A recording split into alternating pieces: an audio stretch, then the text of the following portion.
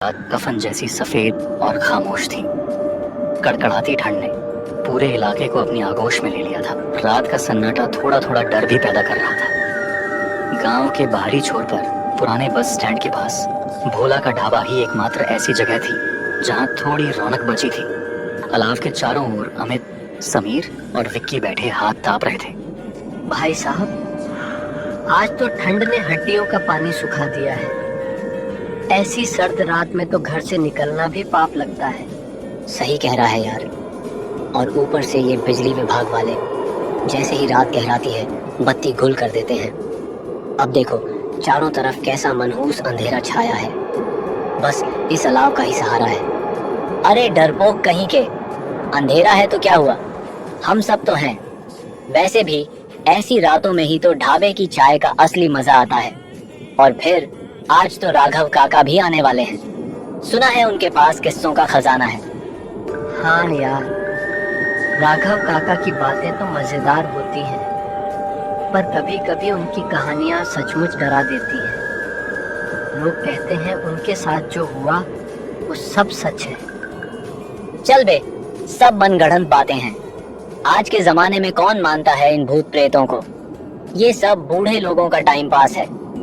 तभी कोहरे को चीरते हुए एक भारी और थकी हुई आवाज आई। वक्त और तजुर्बा जब बोलता है बेटा तो तर्क खामोश हो जाते हैं। तीनों ने पलटकर देखा। राघव काका अपनी लाठी टेकते हुए धुंध से बाहर निकल रहे थे। उनके चेहरे पर झुर्रियों का जाल था, लेकिन आंखों में एक अजीब सी चमक थी। अरे काका, आप आ गए। हम तो डर ही गए थे कि आज आप नहीं आएंगे। इतनी देर कैसे हो गई? क्या बताऊं बेटा, तुम्हारी काकी की तबीयत थोड़ी नासाज थी। उसे दवाई देकर सुलाने में वक्त लग गया। और तुम लोगों से वादा किया था तो आना ही पड़ा। काका, आप भी क्या इन बच्चों को डराने वाली कहानियां सुनाते रहते हैं? चलिए आज कुछ ऐसा सुनाइए जो सच में आपके साथ हुआ हो, जिसे सुनकर मेरा विज्ञान भी हिल जाए। विज्ञान? ठीक है बेटा, आज तुम्हें वो किस्सा सुनाता हूँ जिसने मेरी जवानी का सारा घमंड तोड़ दिया था। बात पुरानी है पर जख्म आज भी ताजा है। ये बात करीब 50 साल पुरानी है। तब 25 साल का गबरू जवान था। शरीर में नया खून था और डर क्या होता है मुझे पता ही नहीं था। जमाना बैलगाड़ियों का था। मैं शहर से अनाज बेचकर लौट रहा था। घर पहुंचने की जल्दी थी क्योंकि कार्तिक की अमावस की रात थी। रास्ता जंगलों के बीच से होकर गुजरता था जिसे लोग बुताहा कहते थे, घाटी कहते थे। मीलों तक कोई इंसान नहीं, बस झींगुरों का शोर और मेरी बैलगाड़ी के पहियों की चर्र चर्र आवाज। ठंड आज जैसी ही जानलेवा थी। चलते चलते मैंने देखा कि रास्ते के किनारे एक पुराने सूखे हुए बरगद के नीचे एक अघोरी बाबा धूनी रमाए बैठे थे। उनकी जटाएं बिखरी हुई थीं और आंखों में अंगारे दहक रहे थे। जैसे ही मेरी गाड़ी उनके पास से गुजरी, उन्होंने मेरी तरफ देखा। उनकी वो नजर, उफ, ऐसा लगा जैसे उन्होंने मेरी रूह को स्कैन कर लिया। मेरा मन हुआ कि रुको, उन्हें प्रणाम करना। बड़ों का आदर करना हमारा धर्म है, लेकिन शहर की हवा और अपनी जवानी के जोश में मैंने उन्हें नजरअंदाज कर दिया। मैंने सोचा, रात बिरात ऐसे पागलों के मुंह कौन लगे। मैंने बैलों को चाबुक मारा और गाड़ी तेजी से आगे बढ़ा दी। यही मेरी जिंदगी की सबसे बड़ी भूल थी। अगर मैं उस पल रुक जाता तो शायद मौत मेरे इतने करीब ना आती। जैसे ही मैं अघोरी बाबा से दूर निकला, मौसम ने भयानक पलटी मारी। अचानक तेज आंधी चलने लगी। हवा की आवाज ऐसी थी जैसे हजारों औरतें एक साथ विलाप कर रही। मूसलाधार बारिश शुरू हो गई। मेरे बैल घबरा गए और एक जगह जाकर जम गए। उन्होंने आगे बढ़ने से मना कर दिया। ठंड से मेरे हाथ पैर सुन्न हो रहे थे। बारिश रुकने का नाम नहीं ले रही। तभी बिजली कड़की और उस रोशनी में मुझे थोड़ी दूर एक खंडहर दिखाई दिया।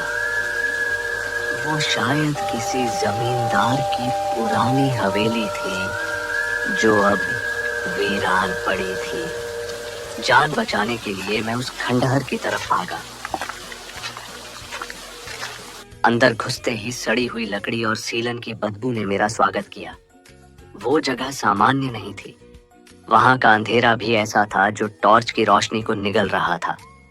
मैंने एक कोने में कुछ सूखी लकड़ियां जमा की और जैसे तैसे आग जलाई। आग की गर्मी मिलते ही मुझे थोड़ी राहत मिली। आंखें बोझिल होने लगी थी। मुझे लगा अब मैं सुरक्षित हूँ, लेकिन तभी एक आवाज ने मेरे रोंगटे खड़े कर दिए।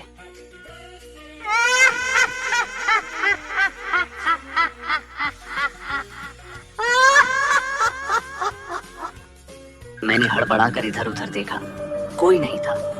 आवाज दीवारों के अंदर से आ रही थी, जमीन के नीचे से आ रही थी। मैंने कांपती आवाज में पूछा, कौन है वहां? आग की मध्यम रोशनी में मेरे ठीक सामने हवा में तैरता हुआ धुएं का एक गुब्बार जमा होने लगा। देखते ही देखते उसने एक औरत की शक्ल ले ली। उसके पैर जमीन पर नहीं थे, चेहरा जला हुआ था और वो आंखें पूरी तरह काली थी। वो धीरे धीरे मेरी तरफ बढ़ने लगी। जैसे जैसे वो पास आ रही थी, आग बुझने लगी और ठंड इतनी बढ़ गई कि मेरी सांसें जमने लगी।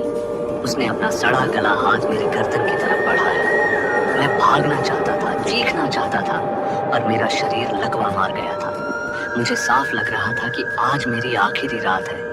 मैंने अपनी माँ को याद किया और आंखें बंद कर ली। तभी मेरे कानों में एक जोरदार गर्जना हुई। रुक जा पिशाचिनी। मैंने आंखें खोली। दरवाजे पर वही अघोरी बाबा खड़े थे जिन्हें मैंने रास्ते में छोड़ दिया था। उनके हाथ में एक चिमटा था और शरीर से एक दिव्य तेज निकल रहा था। वो दौड़ते हुए अंदर आए और जोर जोर से मंत्र पढ़ने लगे। उनकी आवाज बिजली की कड़क से भी तेज थी। बाबा ने अपनी कमंडल से जल छिड़का। पानी की बूंदें उस साए पर पड़ते ही तेजाब की तरह काम करने लगी। वो आत्मा एक भयानक चीख मारकर पीछे हटी और देखते ही देखते हवा में विलीन हो गई। मैं पसीने से तरबतर जमीन पर गिर पड़ा। बाबा ने मुझे उठाया और बोले, मूर्ख बालक, मुझे पता था तू मुसीबत में फंसेगा।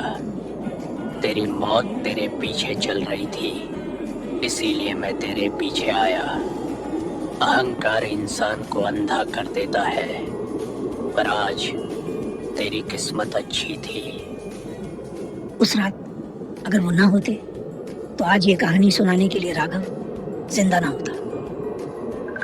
राघव काका चुप हो गए। ढाबे पर ऐसा सन्नाटा छा गया था कि अगर सुई भी गिरती तो उसकी आवाज हथौड़े जैसी लगती।